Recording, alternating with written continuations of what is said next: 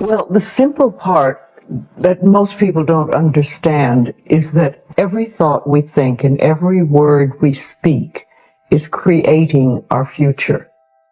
It's as though our thoughts go out into the universe and are accepted and brought back to us as experience. Now that is a very simple thing, but most people don't get it. They don't understand it. They've never heard it before and they think it's ridiculous. But if you can really accept the fact that every time you think a thought and every time you speak a word, you are literally painting your future, making your dinner, whatever you want to call it, you are creating. And you're creating your own life. And this is simple, but it's not easy to accept. But once you accept it, then you can start deliberately creating what you want in your life. And you begin to be aware of what you don't want in your life and how you are contributing to it. Now, I think this has been around forever, but for some reason in the last 20 years, the universe has wanted this to go out among all the people, or all the people that are ready for it. See, most of us just think, and we don't pay any attention to what we're thinking. We're just doing it. But that's something you need to train yourself to do, to begin to train yourself to be aware of what you're thinking. And one of the ways to do that is to periodically say to yourself, what am I thinking? Would I like this thought to create my life? Would I like to have the experience that this thought could bring to me? Now, it takes a while to do that, but even if we could begin on the smallest level to be aware of our thinking, we can start to make changes. To begin with, you start by doing what we call doing affirmations, and that is making positive statements about your life that are positive. And you do them deliberately. You might do them in the morning, you might do them at noon, you might do them at night, you might do them, twice a day or whatever. But you do this and you let this become a habit. And as you start to do them, things will begin to change, maybe on a very small level. I call it getting the green lights in the parking places. I mean, they're not huge things in your life, but it can be very nice when you get 3 green lights in a row and you're in a hurry. Doing an affirmation is either writing it down, writing it on the wall or the mirror, or using just saying it.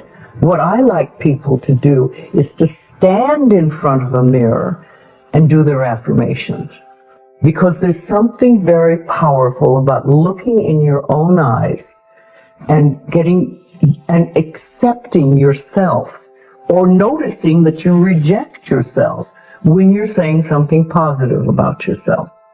So that would be a very beginning way to start. Say in the morning, you get up in the morning, you go to the mirror, and this is a big one, and it's hard for lots of people. But you look in the mirror and say, I love you. I really, really love you. And to begin with, that can be so hard for people because they think of all the things that they think are wrong with them. But if you can start your day saying that, it's very powerful. Remember, I'd like to think the universe is listening to everything you say and everything you think and saying, okay, you can get that. So then it starts to bring you in and bring things into you. And I know this sounds far-fetched, but it's amazing how it works. If you do a good general positive statement for yourself, the universe will figure out how to manifest that, how to bring that about in your life. So things could happen that you wouldn't expect at all, but they will happen. If you think of doing your positive affirmations is like planting a seed in the ground. It's not necessarily true at the moment, but it is something you want to have be true. So you put the seed in, and you plant a seed and you expect it to grow. You maybe plant 3 seeds just in case. You expect them to grow. And you don't wait 2 days and then dig in the earth and say, what's happening, what's happening? You expect that thing to grow because you know there's a law and a process. And the seed will grow if it is in the right soil and it has the right amount of moisture. Making it really a habit and doing it every day, doing something every morning when you wake up, that's a really good time. And another good time is when you go to sleep at night. And gratitude works a lot. Just being grateful for everything.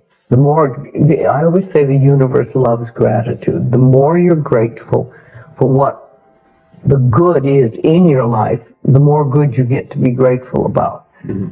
And it's like, somebody gives you a present or gives me a present and I say, oh my God, I hate that color and it doesn't fit. And, that person will never give me another present. Mm-hmm. But if you say, oh, it's wonderful and thank you, I really adore it, it's great, that person is probably going to want to buy you a present every time they see something they think you would like.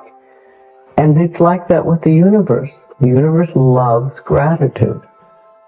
If you have very strong beliefs within you that you don't deserve good things in your life, and a lot of people have that, then there can be delays.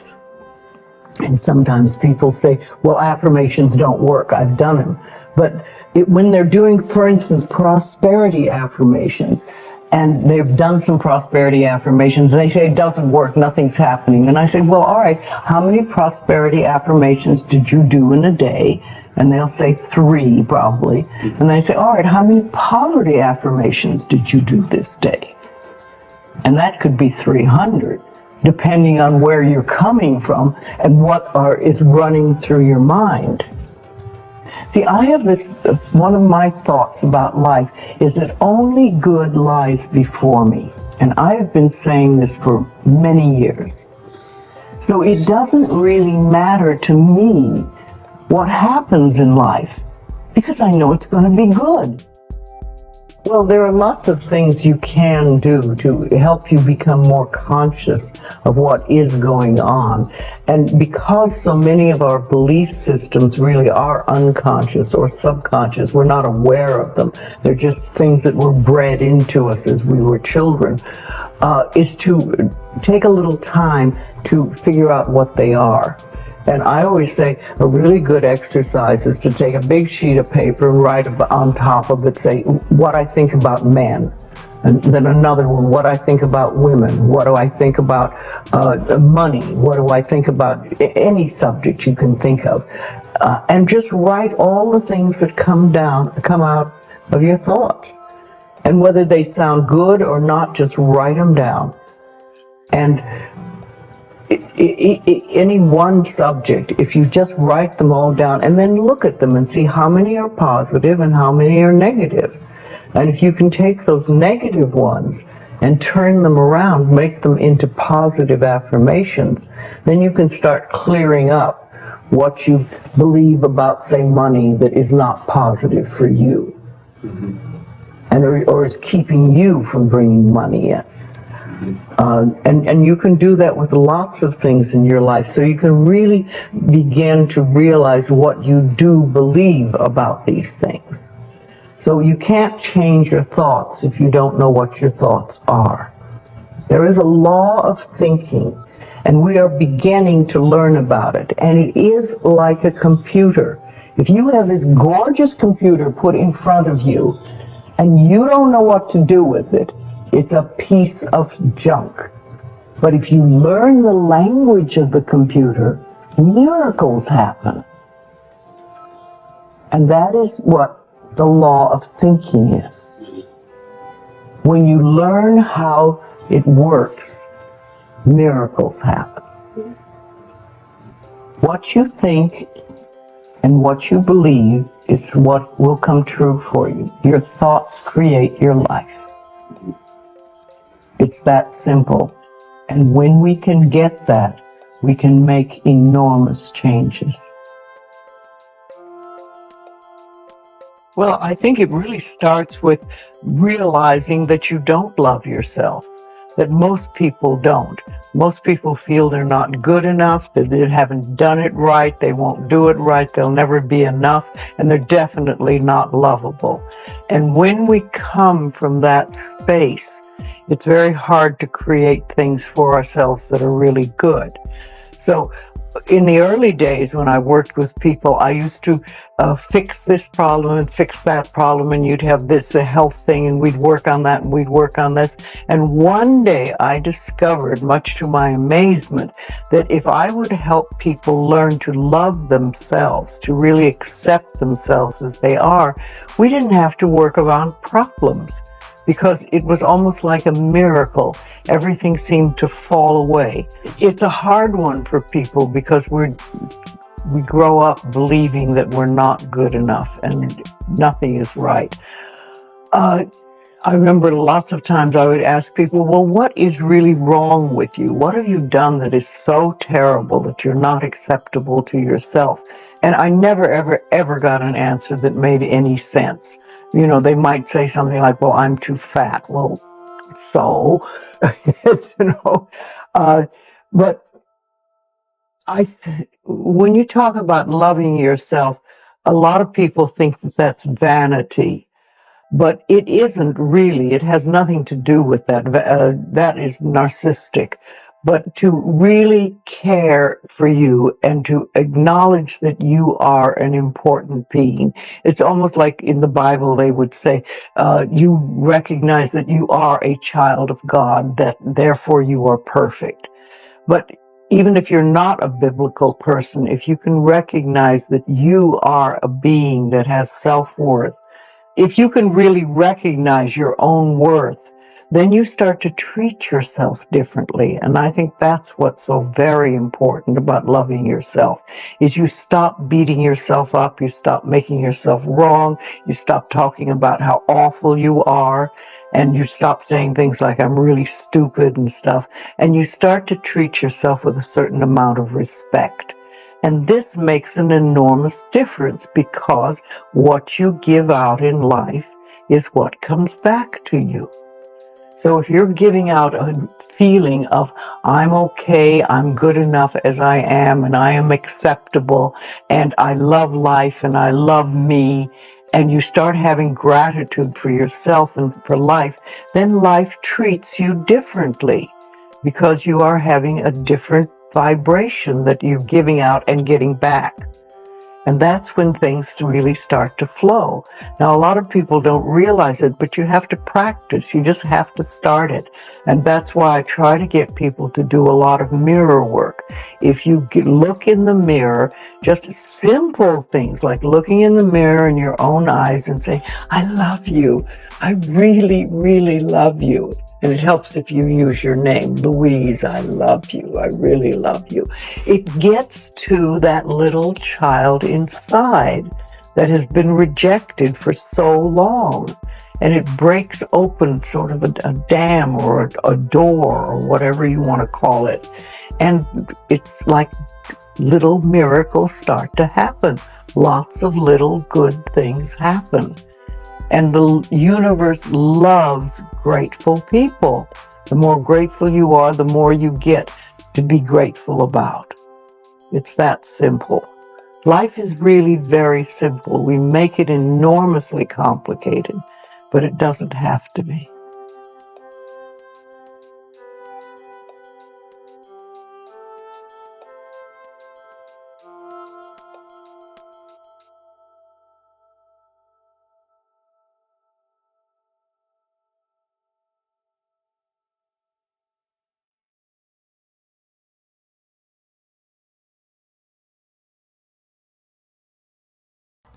Hey everyone, welcome back to Mindfulness Practices, the place where we explore the extraordinary. Today we are diving into a mind-blowing topic that's all about tapping into the incredible accuracy of the universe. Trust me, you are going to amazed at what you discover. Hey, you ever wondered about the precision and accuracy that govern our universe? It's truly fascinating how everything seems to fall into place with such perfection. And guys, what you can harness this accuracy to make the universe love you. Understanding universal harmony. Our universe operates with astonishing precision and harmony, from the dance of plants to the mathematical beauty underlying it all. There's a grand design that we can tap into. Understanding this harmony is the first step to make the universe love you. The power of positive energy. Positive is a powerful force that resonates with the universe. By cultivating positive energy through practices like affirmation and meditation, you're aligning yourself with the cosmic flow. The positive act like a magnet, attract love and harmony from the universe. Setting international end goals. The universe responds to clarity. When you set clear intention and goals, you are essential sending a powerful message to the cosmos. It's like programming the cosmic computer with your desires, and more significant and heartfelt your intention, the more accurately the universe responds. Gratitude as a universal language. Gratitude is a universal language that transcends boundaries. When you express gratitude, you are acknowledging the gifts and blessings that the universe has bestowed upon you. This positive acknowledgement creates a reciprocal flow of love and abundance. So there you have it. By understanding the precision of the universe, embrace positivity, setting clear intentions, and practicing gratitude, you can make the universe love you in ways you never thought possible. It's a beautiful journey that starts within and radiates outward. Create a harmonious dance between you and the cosmos. Thank you for joining me on this cosmic adventure. Don't forget to like, subscribe, and hit the notification bell to stay tuned for more mind expanding content. Until next time, keep spreading love, positivity, and amazement.